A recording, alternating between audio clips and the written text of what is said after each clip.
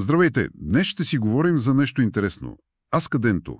Това е виртуален AI асистент, специално за зъболекарски клиники тук в България. Попаднахме на сайта им, има и едно кратко видео.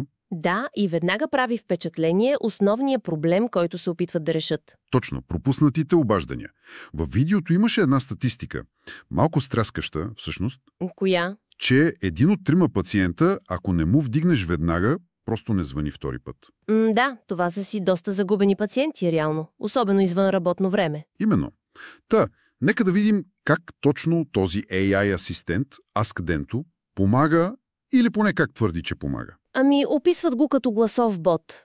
Такъв, дето работи нон-стоп, 24/7. Да, записвал часове директно в календара. И това, което ми хвана окото, звучал почти неразличим от човек. Да, това почти неразличим. Звучи амбициозно, нали? Определено. Особено на български. Технологиите напреднаха, ама чак пък толкова. Може би е леко маркетинг, да, но честно казано, дори да не е абсолютно неразличим, важното е друго. Кое? Надежността. Това, че винаги отговаря, винаги е любезен, асистентът не се изморява, нали? И говори ясен български. Добре, но все пак ако звучи твърде роботизирано... Дори и така, ключовото е, че улавя обажданията. Тези, които иначе просто изчезват. През нощта, през уикенда, в обедната почивка. Разбирам. Казаха, че можел да говори с гласа на клиниката. Да, това е опция. Може да се ползва стандартен глас, премиум или дори да се генерира персонализиран глас, може би на базата на запис от някой от екипа. Интересно. За брандиране, предполагам. Точно.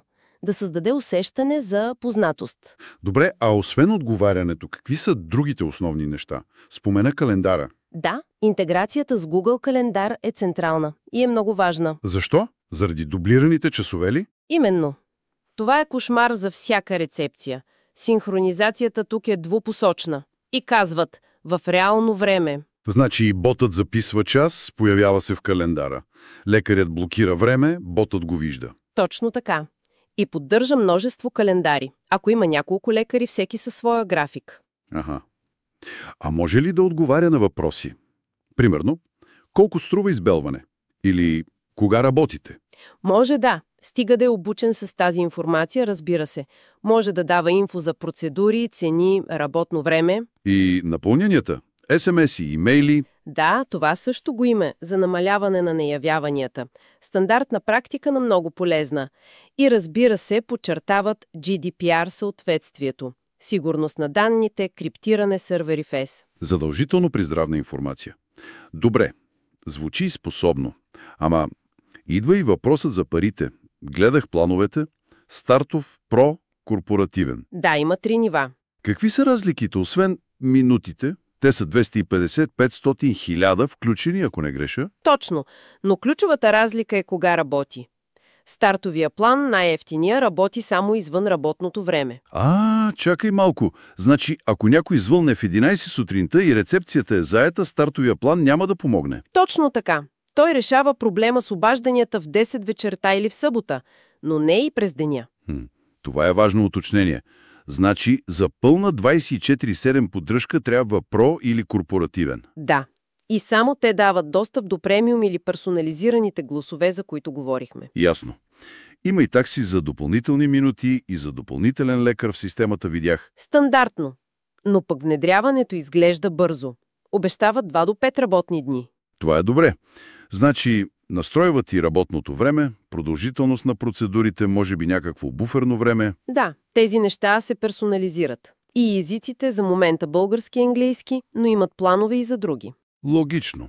Във видеото, разбира се, приказват към демосреща. Естествено, това е целта.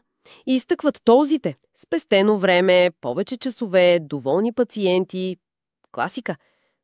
Да, ако погледнем малко по-отгоре, цялата идея е автоматизация. Да се махнат рутинните задачи от рецепцията. Точно.